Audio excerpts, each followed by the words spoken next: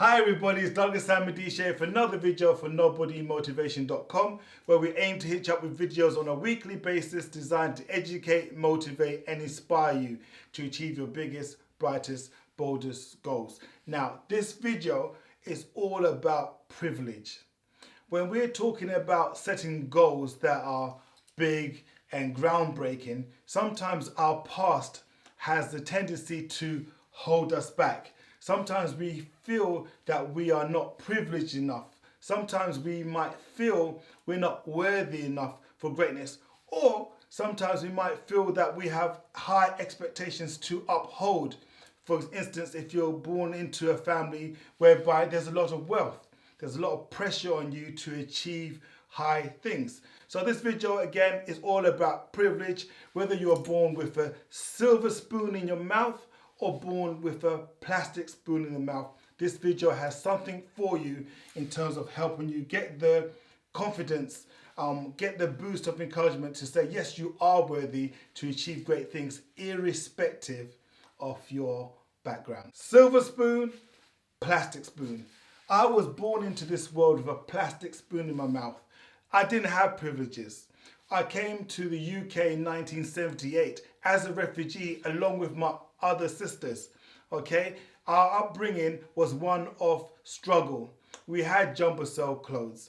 We had second hands. We had to live on the charity of others. It was very challenging, but you don't see or ever hear me using that to say I can never achieve anything that's great in my life. In fact, that is the rocket fuel that propels me forward. The reason why I like to dress a particular way is because it's a way for me to cope with my past. When you grow up in jumbo cell attire, it does something for your self-esteem that is not really positive.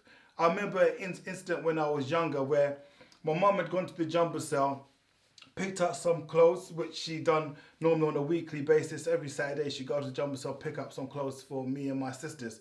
And I went to one of my friends' parties. And I remember this just like yesterday. I must have been about 9 or 10. And, you know, one of those jumpers, they had the label in the back of the jumper. So I'm having fun at my friend's party. And I remember the boy I was playing with, he said, "That's my jumper." And he pointed to me. I said, "No, it's not, no, it's not." You know, tried to save face. Because no, it's my jumper. It's even got my name in the back. And lo and behold, when I got home and I looked at the label, he had his name written over it. So that really, really crushed my confidence growing up. So now I like to look and present myself in the finest attire because I don't need reminders of that past where I used to wear jumbo cell clothes. I've got pictures even wearing my sister's sandals. That is the upbringing I want to share with you. But like I'm saying, it does not hold me back. It propels me forward. And there are many celebrities that will tell horrific stories of their upbringing and how they've used that to propel themselves forward. The first name that always comes to mind is Oprah Winfrey. Okay, so please use your background as the rocket fuel to drive you forward, not the anchor that keeps you stationary. One of the good things that happens when you literally have nothing to work with, you have a blank canvas, expectations on you are very low. But when you are born into high society, expectations are very, very high. Sometimes those things can be debilitating. Sometimes those things can literally crush you to the point you become literally a ghost in your own shell. Take, for instance, if you're the son or daughter of a well-known celebrity and you don't possess even a quarter, a fraction, a minutia of the skills and attributes of your parents, what then will you do? People are always going to be referring to you based upon the legacy of your own parents. Okay? You might feel you have a sense of entitlement. And the problem with entitlement is you can become very self-centered and in fact narcissistic in the process. So please, if you do come from that background where you're born with a silver spoon in your mouth, you need to graft even twice as hard as somebody that's born with no opportunities, because not only do you have to maintain that legacy, you got to go on and do great things over and beyond that. So this is how life goes. You can only play the cards that you were dealt with.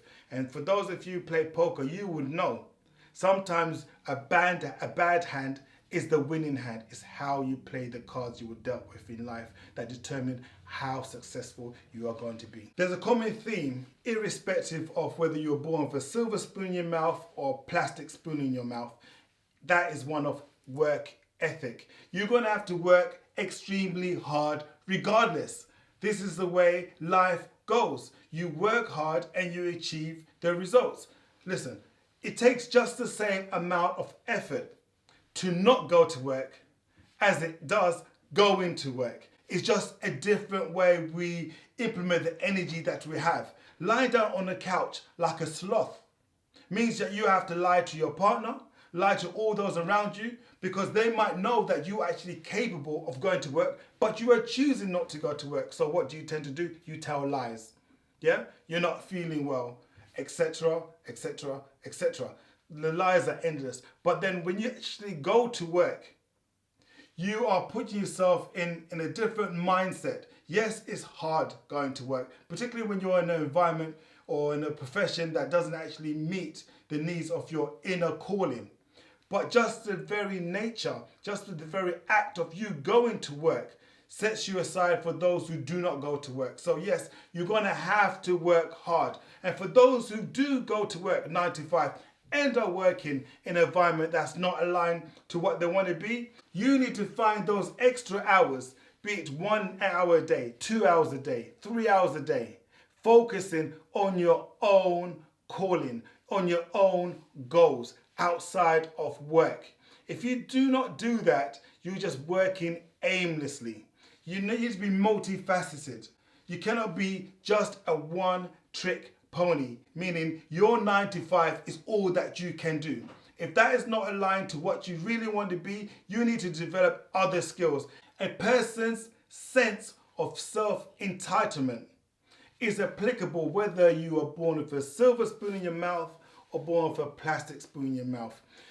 It manifests itself differently. For those who are born with a silver spoon in their mouth, they're kind of used to things coming to them without much effort.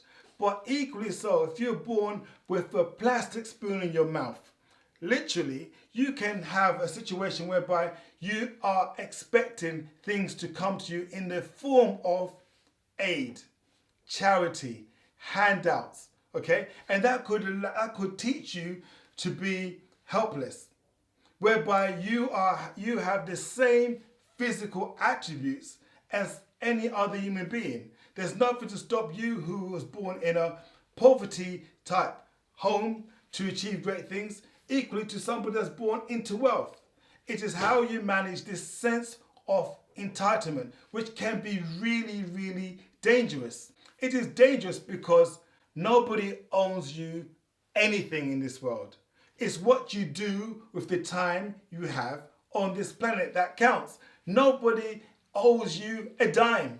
Nobody owes you a nickel. Nobody owes you a pound. Nobody owes you a yen. Nobody particularly cares. You are not that special. The thoughts, the dreams, the aspirations that you have, other human beings have that just as freely as you do. Sometimes great ideas come to your mind, but you don't act out on them. Why? Because either you're coming from a sense of self-entitlement, based on having a silver spoon in your mouth, thinking just because you have this idea and you're coming to wealth, that you can ultimately make that or implement that idea. It doesn't work that way. It takes passion, it takes commitment, it takes drive, irrespective of your background. When I'm on stage delivering my presentations, nobody can see the journey I've been on. Everybody's focused on what comes out my mouth. Everyone's focused on the presentation. What is the key message that I need to be delivering? This is what you need to be thinking about, no matter what your background is about, because nobody can see that in you. That is your inner driver, okay? That is your secret sauce that propels you forward.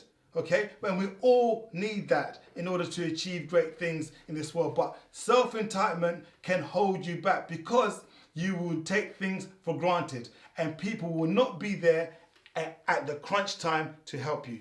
If you subscribe to Sigmund Freud's theories regarding human behavior and motives and drivers, you would come to understand that there are two key drivers behind all human behavior.